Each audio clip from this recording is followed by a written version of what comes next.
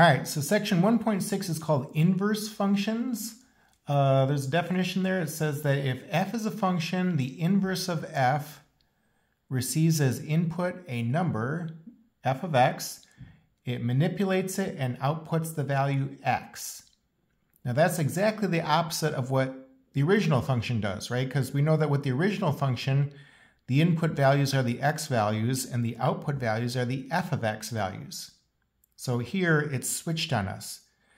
And by the way, whenever you hear the word inverse, that's the first thing they want you to think of, is all you're doing is you're switching the x and y values. Okay, so like how about this example? We want to find the inverse. Now this is an example that we looked at earlier when we were talking about functions.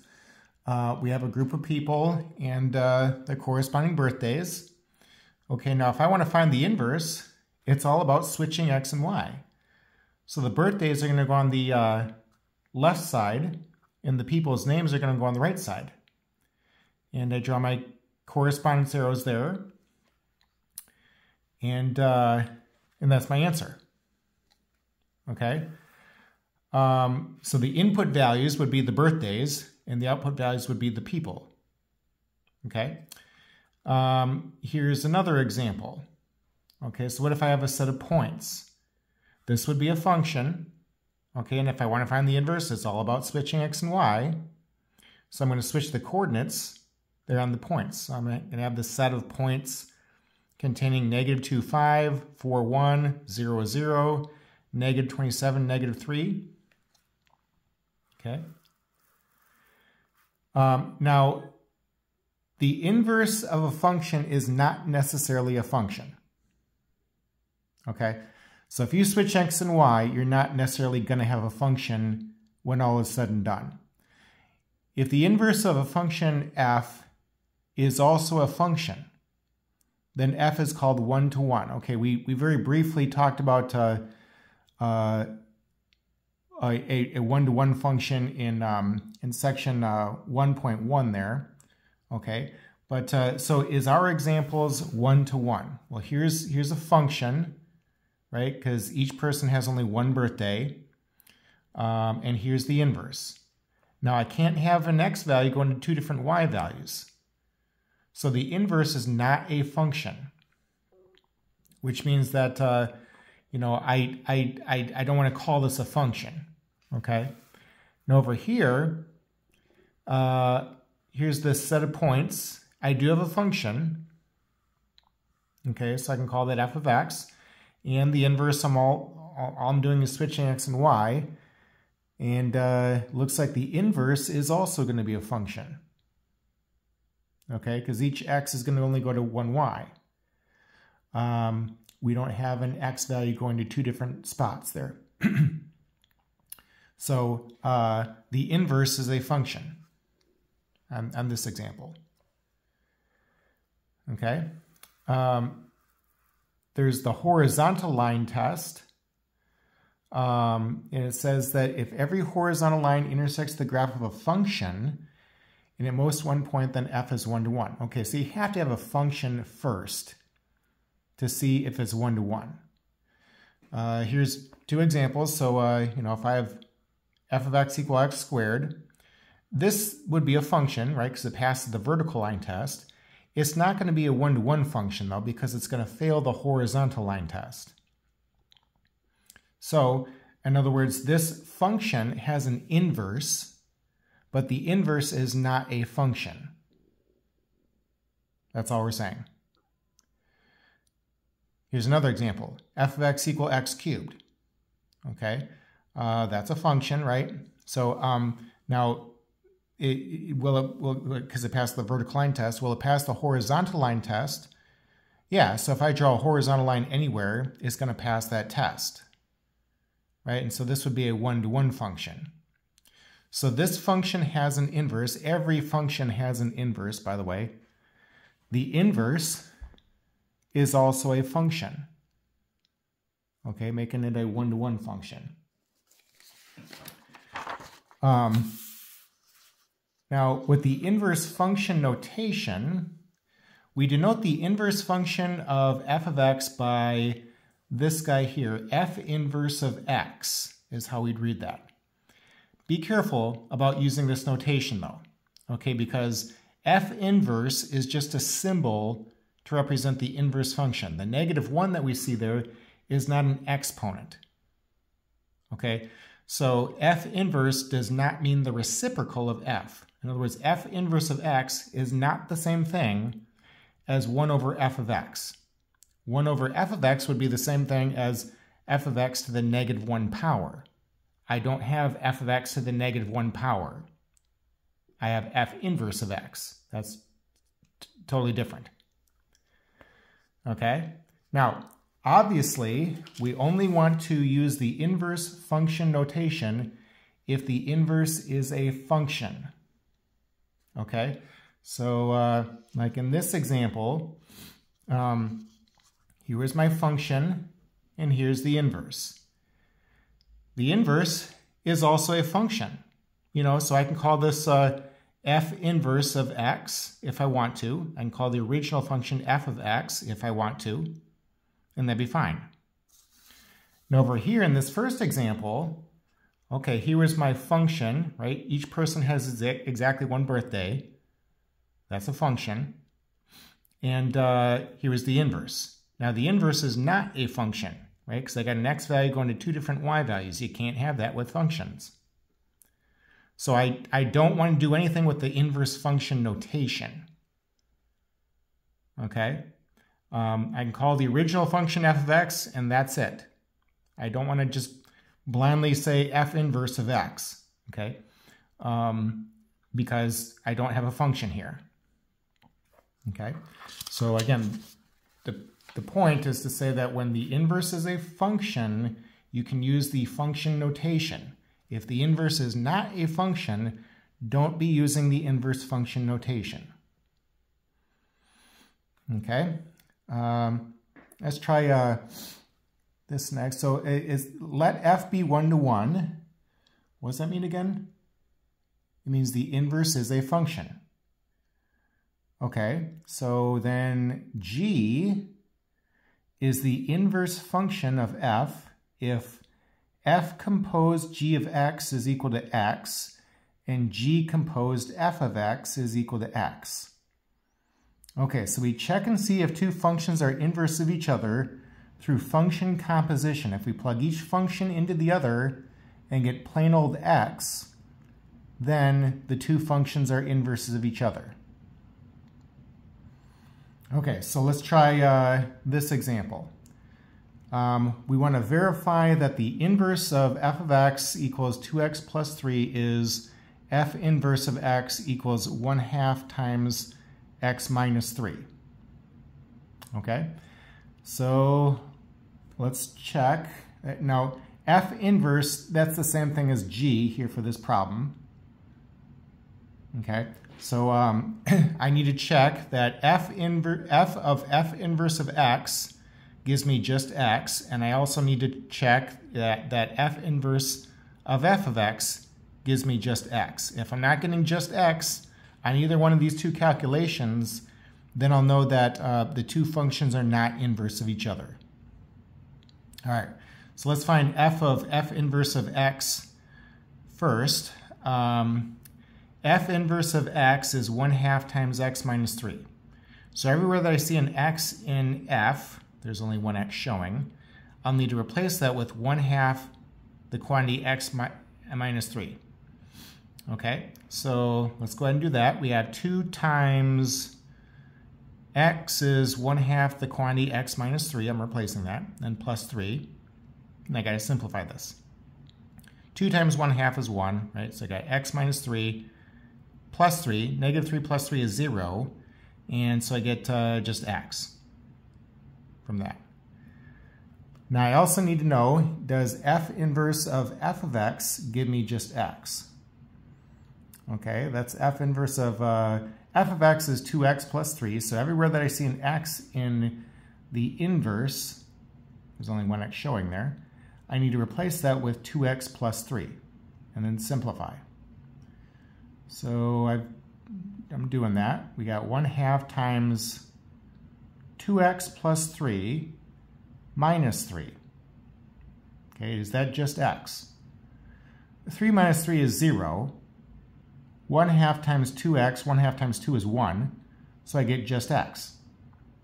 Okay, and because both of these calculations resulted in just x, that verifies that these two functions are indeed inverses of each other. Okay, and if you ever want to know if two functions are inverse of each other, you plug each one into the other for x and check and see that you get plain old x with that. Okay, let's maybe take a look at this next example. So in the rest of these examples, I'm going to have us find the inverse of f, the domain of f, and the range of f. All right, so what if we had a graph of this curve? The curve that I'm drawing in pencil is the original graph. That's a function, right? Because it's going to pass the vertical line test. So if I want to find the inverse of f, it's all about switching x and y. Okay, so I got these points labeled on f. When I switch the x and y coordinates, -2, -1 is going to be at -1, -2. That's right here. -1, 0 is going to be at 0, -1. That's right there. And then 2, 1 is going to be at 1, 2. That's right there. Okay, and I can draw the curve. And now the next question is, do I have a one-to-one function? Is the inverse a function? Yes, because f inverse passes the vertical line test. Now I could know right away that the inverse is going to be a function because f will pass the horizontal line test. Okay? Now, whenever I graph f and f inverse on the same picture, those two curves are always going to be symmetric to the diagonal line y equals x. That will always happen. So here's the diagonal line y equals x, and one way to see how I got the curve in red is I took the curve drawn in pencil and I rotated it about that diagonal line there. If I do that, all these points are going to land in the same spot, and I get f inverse. Okay? So f and f inverse are always going to be symmetric to the line y equals x. Let's go ahead and state the domain and the range of f. Okay, f is the first curve that I drew in pencil. The domain is talking about x. So what are all the x values? Well, here I've got a start-stop thing going on. So it looks like x is going between -2 and 2. Okay, including -2 and including 2, because -2, 1, and 2, 1 are on the graph. Okay, so the domain, that's easy enough to get, right? And the range of f again is the first curve that I drew in pencil. The range is talking about the y values. Well, the y values, it looks like y is going between -1 and +1. Okay, or -2, -1, and 2, 1. Those are the start and end points on the graph there. So I'd say the set of a y, such that y is between -1 and 1, including those endpoints there. Okay, now that's one way to get the range. The range of a function, though, is always going to be the same set as the domain of the inverse. So let's check that out. Here's the inverse, that's the curve in red. Domain means I'm talking about x. So what are the conditions on x for this curve in red? Well, x is going between -1 and +1. So the only adjustment there would be, because we're talking about the range of the function, I would switch x and, describe that set in terms of y. Same thing though, right? Any number that's between -1 and 1, including -1 and 1, is going to be the answer. Okay? So the range of a function is always going to be the same set as the domain of the inverse. Now that's going to be an important thing to know when we talk about logarithms in chapter 4 there. Okay, I'll comment on that again when we get to that stuff. So, okay, let's just quick do this example here. What if we had the function f of x equals 2x plus 3? Okay, I want us to find the inverse of f, the domain of f, and the range of f. So y and f of x are the same thing, right? So I have the equation y equals 2x plus 3. And I want us to find the inverse of f. Well, inverse is all about switching x and y. So that's what I'm doing here. In this equation, I have the equation x equals 2y plus 3. I switch x and y, and then I have to solve this equation for y. Well, if we do that, subtract 3 from both sides and then divide by 2. So y would be equal to 1/2 the quantity x minus 3. Okay? Now I'm calculating the inverse. Okay?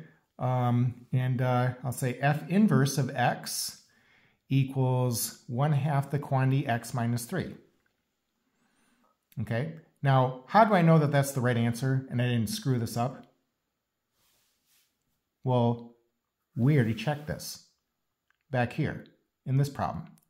So in this problem, I just told you, here's f and here's f inverse. I didn't say where these were coming from, okay? But this example, here's f and here's f inverse, we can see where f inverse came from. Okay, so this would be kind of a rare time where I guess we've checked our answer before we've gotten the answer type thing. All right? So I know that this is the right answer. We've already checked it. Okay, and again, if you ever want to know if two functions are inverse of each other, you plug each one into the other and you check and see that you get plain old x. Okay? If we wanted to know the domain and the range of f, there's only two things that we need to be looking for with domain, right? You can't divide by 0, and you can't have a negative underneath the square root sign. I don't have either of those two things. Okay, so the domain would be all real numbers. Okay, I can let x be anything. I'm going to multiply by 2 and add 3. I just get another number in return. X can be anything though. Now the range is also going to be all real numbers because I have the equation y equals 1/2 x minus 3/2. Okay, and again, there's only two things that I'm looking for with domain here at this point.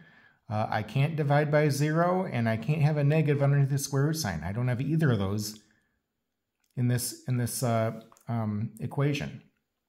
So all real numbers would be the result there. Okay, I can let x be anything. I'm going to multiply by 1/2 and then subtract 3/2. I can do that to any number I want.